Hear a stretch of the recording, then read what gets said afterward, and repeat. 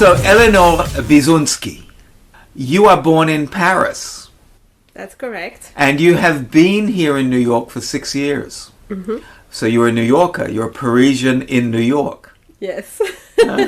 You are a sound archivist and a musician. An archivist is someone who takes care of archives, which can be different things. Can be papers, photographs, can be sound, artifacts. Yeah, they're being preserved in different ways. They can be digitized and they're made accessible. It's a version of a librarian, but not just books, clearly. You specifically work at YIVO, which is on West 16th Street in Manhattan. So YIVO is an acronym that stands for Jüdischer Wissenschaftlicher Institut, which means Jewish Scientific Institute. And it was created in Vilna, Vilnius today, in 1925 and was moved to New York in 1940-41 in very dramatic circumstances, as you can imagine. It is now called the YIVO Institute for Jewish Research. So it is a Jewish research center for the study of Eastern European culture, Jewish culture.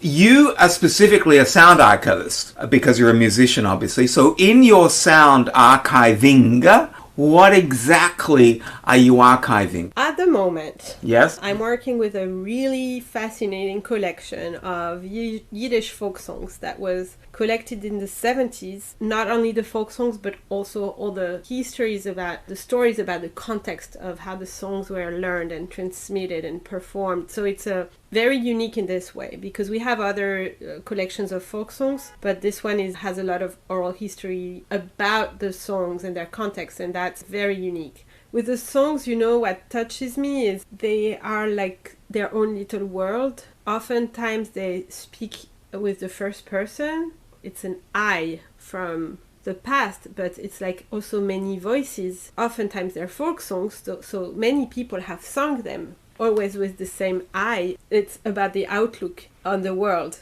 Yeah, it carries on some stories, personal stories, and they're reenacted. That I found very touching, the continuity in those songs. What's really amazing with the sound recordings compared to finding the songs in a book is that you hear those very personal voices. So you recreate in a way just by sound a whole person, really, from the past. What is touching to me is the continuity in the oral tradition. I mean, there is a weight to it, but it's not my weight. It's the weight of history. But you're looking at it much more positively, and maybe because you're European. Sometimes when you're living in something, you're dealing with it. When you're out, it's much more difficult in a way.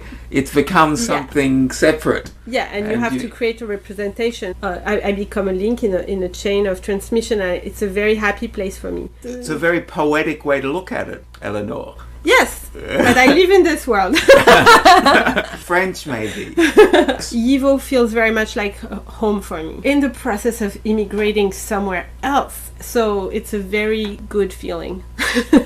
What made you a musician? One thing is probably my parents' love for music around me. I think my mother was listening to Glenn Gould when she was pregnant with me. So you're a violinist and a singer. A parent at my sister's school, which became my school later on in Paris, was a violin teacher. So I started to go see her when I was a little bit before I was 5-year-old. And I studied with her until I was 17. Your field is often klezmer. Klezmer music is the instrumental music of Eastern European Jews, also of Ashkenazi Jews. Music for festivities. You've been here 6 years in New York. You're a New Yorker now. Yeah. How has New York influenced you? Well, for the music, greatly.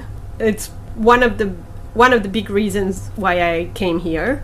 Folk musics and world musics interact, and the way people are open and welcoming the exposure. It's the crossroads again. It's like an immersion in like so many different things, and the boldness of musicians here, and the high level of training of musicians here, and the standards are very high. I mean, it's incredibly enriching. When you say boldness, because that's New York, isn't it? People try things, very stimulating and very transformative to live here.